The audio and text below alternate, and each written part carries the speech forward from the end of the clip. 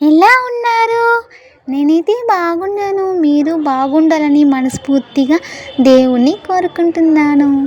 ఈరోజైతే కార్తీక పౌర్ణమి సందర్భంగా మా రాశి గ్రూప్ తరపున వారు గ్రూప్లో ఉండే సభ్యులంతా పిలిచి శివాలయంలో కార్తీక సోమవారం దీపారాధనని నిర్వహించారు. అక్కడ నేను ఎన్నో విషయాలు నేర్చుకున్నానండి. అంటే గుడికి వెళ్ళేటప్పుడు సాంప్రదాయబద్ధకంగా వెళ్ళాలంట.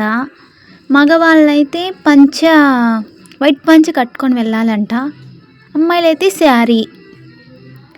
మళ్ళీ పిల్లల కాడికి వెళ్ళినా, పెద్దల కాడికి వెళ్ళినా, గుడికి వెళ్ళినా ఏదో ఒకటి తీసుకొని వెళ్ళాలంట. అది ఒక సాంప్రదాయం అంట. ఇంకా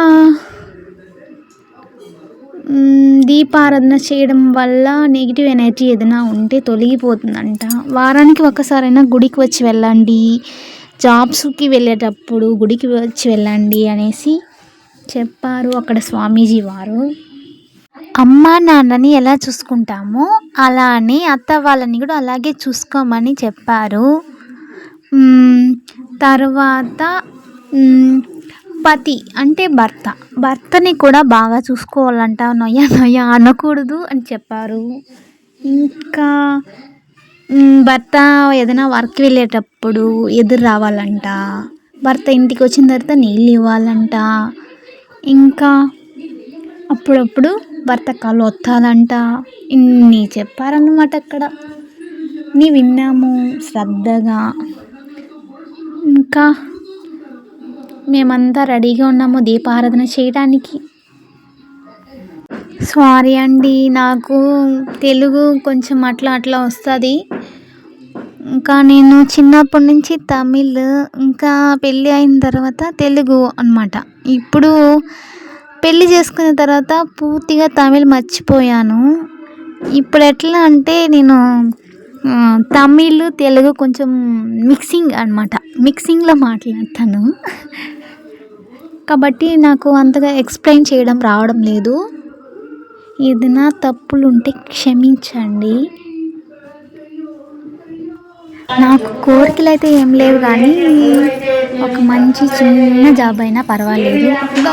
గవర్నమెంట్ పరంగా ఏదో ఒక జాబ్ వస్తే చాలు.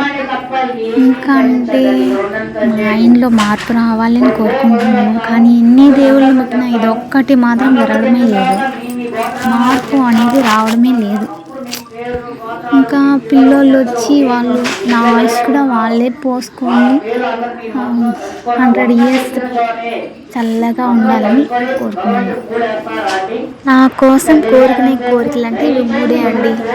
దీంట్లో నాకు 2 నెరవేరుతాయని నాకు నమ్మకం ఉంది. ఒకటైతే అడ్డు అవుతాయి అన్నమాట. ఎందుకంటే అది ఆయన ఎన్నిసార్లు మార్చుదామని చూసినా మార్చేదానికి నా వల్ల కావడం లేదు. ఏం చేద్దాం. అందరం దీపాలైతే పెట్టేసి ఓం శివాయ అనేసి ఆ మంత్రాన్ని జపిస్తూ ఉన్నాము. ప్లీజ్ ఫ్రెండ్స్ సబ్స్క్రైబ్ చేసుకోండి.